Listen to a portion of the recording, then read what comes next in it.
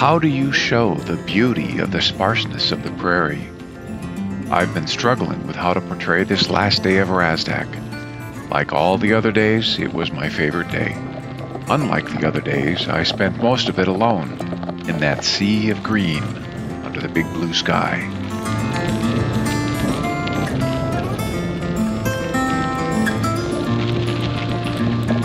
After 5 days of winding through the forested Black Hills on paved roads surrounded by friends, this final day promised a distinctly different experience.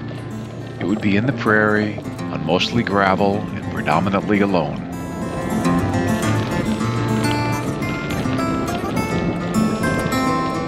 I pedaled away from Sturgis in the dawn calm, leaving the trees behind. As the gravel road emerged onto the prairie, solitude enveloped me.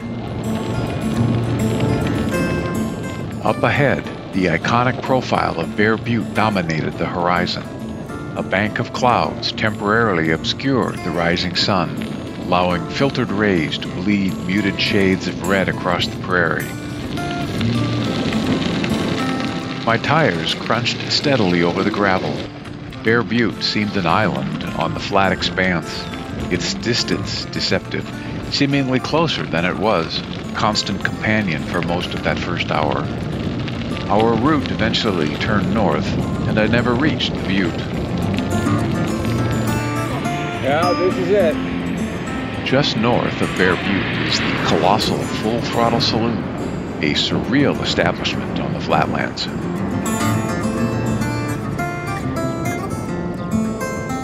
As I pedaled into its outsized parking lot, a handful of fellow cyclists from our group were already there, standing in their bright lycra kits beside their skinny-tired road bikes, quite the contrast to the Mad Max-style art looming outside. Walking into the saloon's cavernous interior, with old pieces of machinery pressed into art, vintage motorcycles haphazardly mounted lurking over us, the bar seemed strangely empty. A couple of fellow cyclists were having a breakfast beer. So what's for breakfast? Coors Light. Coors Light, Ultra. Just hydration. All right, it's mostly water. What else do you do? But even that was a stark contrast. A quiet beer with our silent bicycles and athletic gear amid a monumentally over-the-top motorcycle temple designed for excess and unbridled revelry. It was time to move on, back into the openness of the prairie. Leaving behind the confines of the Full Throttle Saloon, I was again embraced by solitude. The gravel road stretched out before me, pulling me forward.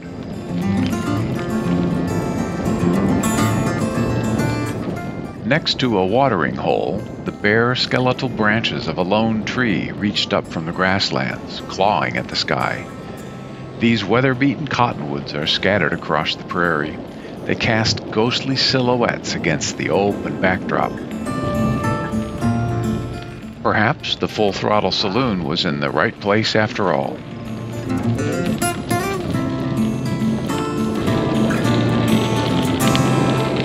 A good portion of the remainder of the day was this, tires crunching on the limestone, following a ribbon into the endless horizon, never quite arriving. I wasn't completely alone. There were some four-footed companions.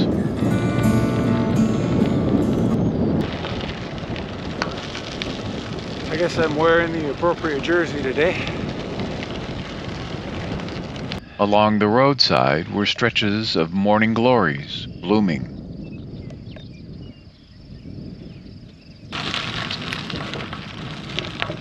I'm a sucker for that lone tree out in the prairie against the sky.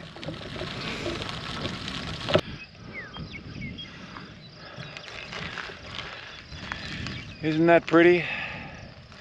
Green as far as you can see until it meets the blue.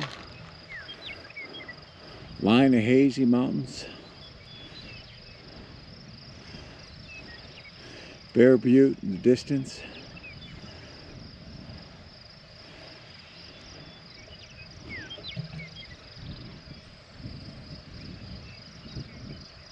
My path crossed a nesting killdeer, She cried out and fluttered down the road, trying to lure me away from her nest, feigning injury.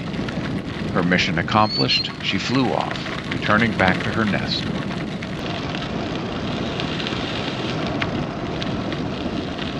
"2 hours of straight gravel roads, just like this. Wispy clouds in the sky, birds and crickets singing me along.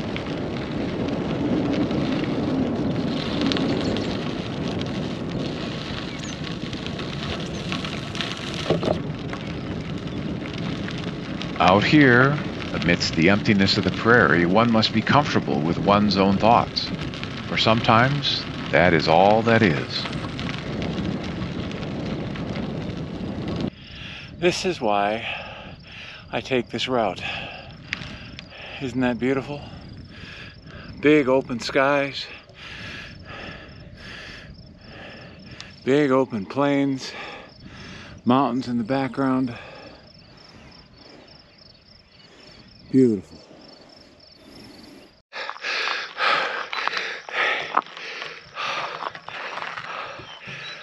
Behind me was the hardest hill of the trip. I almost had to walk. I'm still just dying. Gravel, fairly steep incline. I don't know what the grade was, but oh, wow. But hey, the view from here on looks magnificent. I don't know what he is.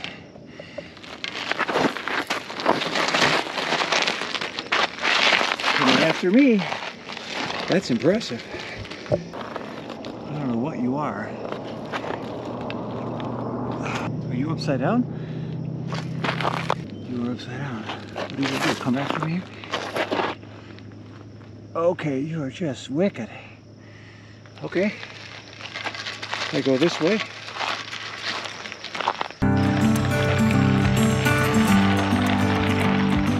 Beneath this wide open sky, pedaling into the unknown future, I am reminded that I am but a speck in the grand tapestry of nature. These times of solitude out on the prairie, seemingly empty but full of life, help put perspective back into my daily world. A gentle reminder of both the impermanence and the fleeting nature of our existence, and the enjoyment that comes from being part of this world. Out on the prairie.